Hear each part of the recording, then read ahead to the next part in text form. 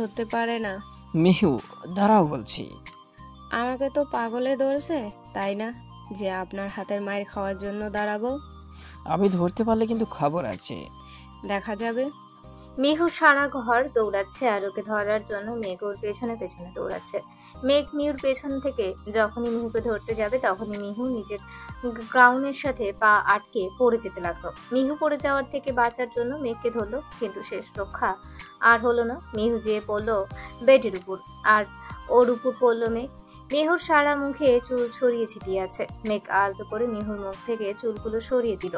মেঘের স্পর্শ পেয়ে মিহু কিছুটা শিউরে উঠল আর চোখ দুটো শক্ত করে বন্ধ করে ফেলল। মিহুকে দেখে এখন মেঘের কেমন যেন একটা নেশা কাজ করছে। মেঘের প্রতিটা শ্বাস মিহুর মুখে যেয়ে পড়ছে। মেঘ মিহুকে কপালে একটা ভালোবাসার পরশ এঁকে দিল, দু চোখে দুটো চুমু দিল। তারপর মিহুর কানের কাছে মুখ নিয়ে পড়ল। তোমাকে বলছিলাম না, আমি ধরতে পারলে কিন্তু খবর আছে।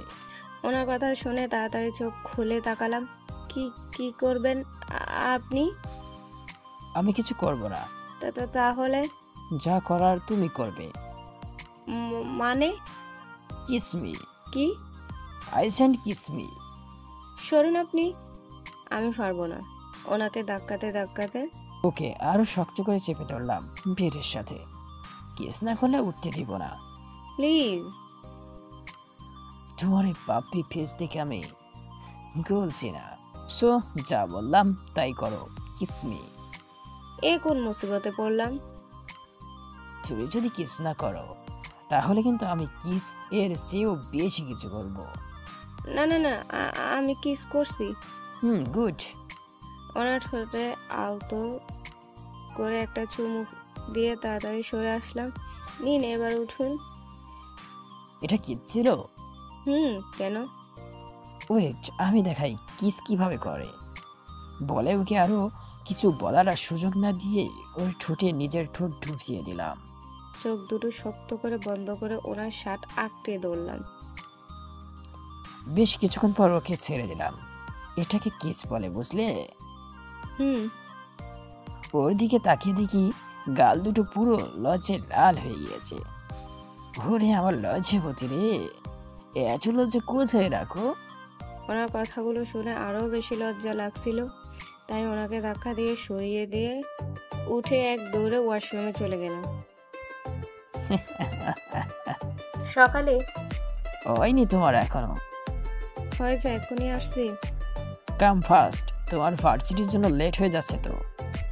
এই তো আমি চলে এসেছি। চলো। আর শোনো, আমি তো আর ভার্সিটি থাকবো না, তাই তোমার জন্য কিছু গার্ডসের ব্যবস্থা করেছি। আমার গার্ডসের কি দরকার? দরকার আছে, যদি আবার গতকালের মতো কিছু ঘটে তাহলে, তাই দরকার আছে। ওকে, চলো এখন। মেঘ আমাকে আমার ভার্সিটির সামনে ড্রপ করে দিল। আমি গাড়ি থেকে নামতে যাচ্ছিলাম, তখনই মেঘ আমার হাত ধরে আটকে দিল। কে হলো? এদিকে এসো। ওনার দিকে এগিয়ে গেলাম। কি? ওর ঠোঁট আলতো করে একটা চুমু দিলাম। নজর টিকা। আচ্ছা, এবার আমি যাই, আর আপনি সাবধানে থাকবেন। যে হুকুম জান। টাটা। বাই জান। আমি ভার্সিটির ভিতরে ঢুকলাম, আর আমার পিছনে 6 জন লম্বা লম্বা কালো পোশাক পরা গার্ডস। সবাই আমার দিকে ভূত দেখার মতো তাকিয়ে আছে। সামনে তাকিয়ে দেখি নীল। ভাইয়া। পেছন ঘুরে দেখি মিহু। আরে তুই? আজকে থেকে আবার ক্লাস করব তোদের সাথে। তোর পেছনে এরা কারা? মেঘ ফাটিয়েছে আমার প্রোটেকশনের জন্য। তোকে প্রোটেকশনে রাখবে এরা? Impossible. I know. Nila, Arif, Raisa, Manik, Anu, ওরা কোথায়? ওরা গার্ডেনের দিকে বসে আছে। চল তাহলে। চল। মিহু আর নীল গার্ডেনের দিকে গেল। মিহুকে দেখে ওরা সবাই এসে মিহুকে জড়িয়ে ধরলো। আরে, আমি আলু ভর্তা হয়ে যাব তো? তুই জানিস তোকে কত মিস করছি। একটা থাপ্পড় দিয়ে তোর সবকটা দাঁত খুলে ফেলবো ফাজিল মেয়ে। আমার সাথে একবার এইসব কথা শেয়ার করলে কেমন হতো?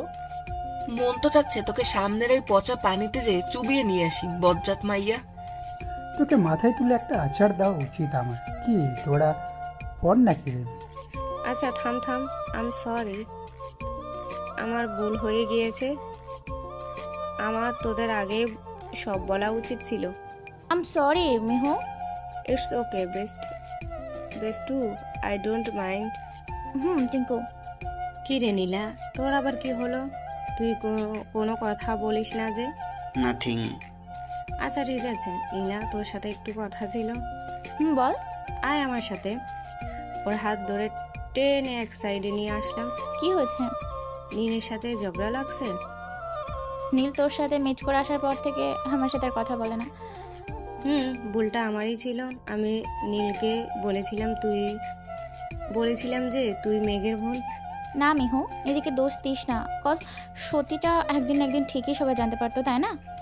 তো এখন কি করবি, কিছু ভেবেছিস? না।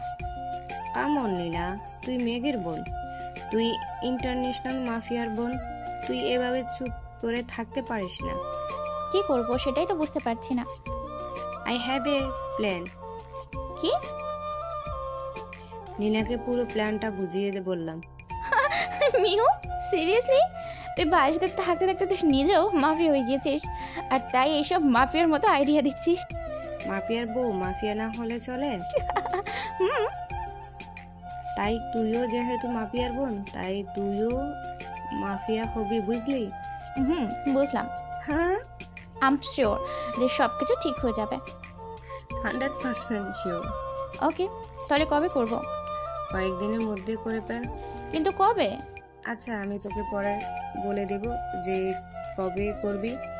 ওকে চল এখন সবার সাথে ক্লাসে যাই। চল। তারপর ওরা সবাই একসাথে ক্লাস করে বের হলো। সারাদিন ওরা একসাথে অনেক মজা করলো। ভার্সিটি শেষে ওরা সবাই গার্ডেনে বসে আড্ডা দিচ্ছিল। তখনই ওরা শুনলো ভার্সিটিতে নাকি একজন হ্যান্ডসাম ছেলে এসেছে। সব মেয়েরা নাকি ওই ছেলেটাকে দেখছে বারবার। তখনই মিহুর ফোনটা বেজে উঠলো। মিহু হাতে নিয়ে দেখে মেঘ ফোন দিয়েছে। মিহু তাড়াতাড়ি রিসিভ করলো। হ্যালো, কোথায় তুমি? আমি তো ভার্সিটির গার্ডেনে আছি। কেন? আমি তোমার ভার্সিটির মাঠে দাঁড়িয়ে আছি। আমি আসছি, দাঁড়ান। জিজুকে দেখবো না আমরা?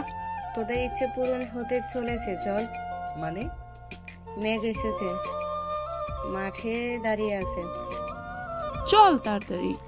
তোর মাফিয়া হাজবেন্ড আবার আমায় নাশ করে দেয়। ফালতু বকিস না তো, চল। ভাইয়ের সাথে অনেকদিন পর মিট করব। জিজুর কাছ থেকে ট্রিট নিতে হবে, চল চল। তারপর আমরা সবাই মাঠের দিকে গেলাম। মাঠে যেয়ে দেখি মাঠের মাঝখানে ভিড় জমে আছে। ওখানে কিসের ভিড় রে? আমি কি জানি। Wait, hey Neha. হোয়াট? ওখানে কিসের ভিড় জমেছে রে? একটা হ্যান্ডসাম স্টাইলিশিয়ান ড্যাম কিউট ছেলে এসেছে ভার্সিটিতে, তাই সব মেয়েরা ওখানে ভিড় জমে আছে। আমিও যাচ্ছি, bye. Handsome stylish and damn cute ছেলে। তাড়াতাড়ি আশেপাশে তাকালাম, কোথাও মেঘ নেই। তার মানে আমার জামাই। তোর কি হলো? আরে ওইখানে ওই ছেলে আমার জামাই বলে দৌড় দিলাম।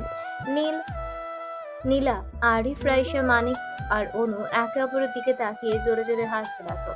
ওদিকে তাড়াতাড়ি বিয়ে ঠেলে সামনে চলে গেলাম। গিয়ে দেখি আমার জামাই চুপচাপ দাঁড়িয়ে আছে, আর সব মেয়েরা ওনাকে ঘিরে ফিক তুলেছে।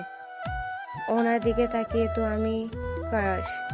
Black shirt, black coat, black slim fit denim jeans, black belt, black watch, black sunglass, black leather shoe, চুলগুলো হালকা ব্রাউন কালার আর স্টাইল করা, গায়ের রং ফর্সা, গালে খোঁচা খোঁচা দাড়ি, আর ওনার সেই কিলার স্মাইল। সব মিলিয়ে জাস্ট ওয়াও।